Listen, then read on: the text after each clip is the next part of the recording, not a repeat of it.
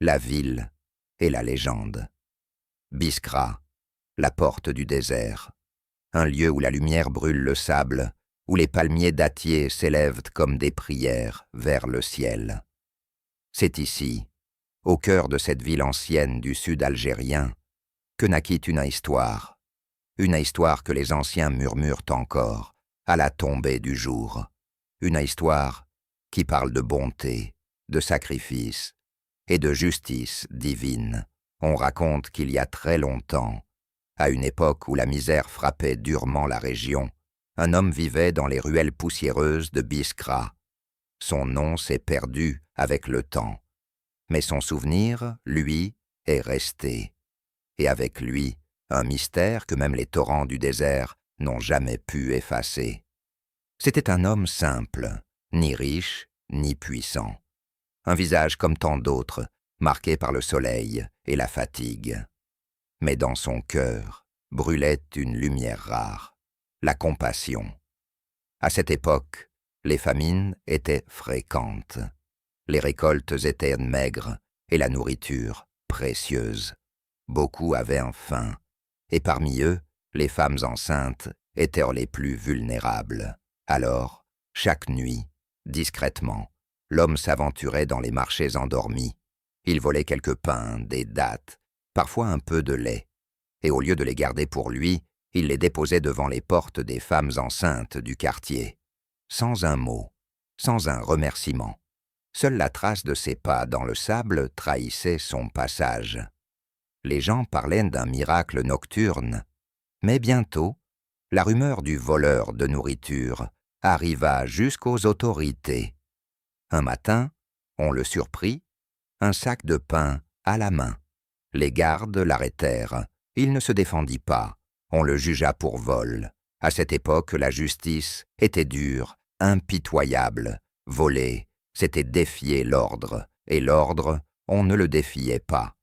Malgré les supplications de quelques habitants, la sentence tomba, la mort. Mais la manière de l'exécuter fut étrange. On dit que les juges, pour se débarrasser de lui sans souiller la terre, décidèrent de l'enterrer dans le lit d'une rivière asséchée, à la sortie de la ville.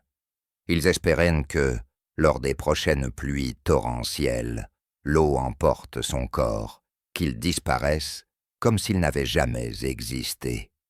Les semaines passèrent, puis vint la saison des pluies. Les torrents s'abattirent sur Biskra avec violence, comme chaque année. Les oueds débordèrent, charriant pierres, troncs et sable, mais quelque chose d'étrange se produisit.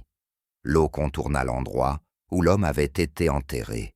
Le lit de la rivière, pourtant en furie, ne toucha pas sa tombe. On dit même que les flots semblaient la contourner avec respect, comme si la nature elle-même refusait d'effacer sa trace. Les habitants, d'abord incrédules, vinrent voir, et quand les pluies cessèrent, la tombe était intacte, pas un grain de sable déplacé. Ce phénomène se répéta, année après année. Alors, les anciens décidèrent d'enquêter. Ils retrouvèrent ceux qui avaient connu l'homme, et c'est là qu'ils découvrirent la vérité. Il ne volait pas pour lui, il volait pour nourrir les femmes enceintes, pour donner la vie là où la faim menaçait de la prendre. Honteux, les habitants décidèrent d'honorer sa mémoire. Ils construisirent un petit mausolée sur sa tombe, dans ce même lit de rivière, un tombeau modeste, de pierre claire, surmonté d'un dôme blanc. Et depuis ce jour, dit-on, jamais la rivière ne l'a touché. Chaque fois que le ciel s'ouvre et que les torrents se lèvent, l'eau s'approche, gronde, roule les pierres, mais s'arrête juste avant le mausolée, puis se retire, laissant la tombe intacte.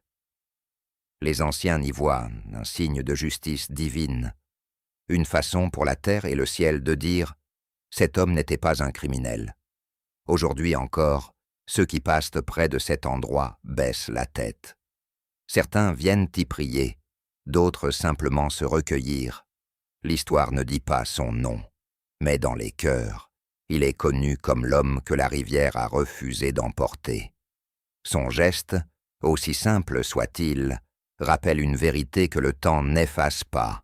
La bonté, même cachée, finit toujours par être révélée. Et la justice divine, silencieuse mais éternelle, veille sur ceux qui agissent avec un cœur pur. Dans le désert de Biskra, là où le sable rencontre la foi, le mausolée demeure, inébranlable, comme le souvenir d'un homme que Dieu, lui, n'a jamais oublié.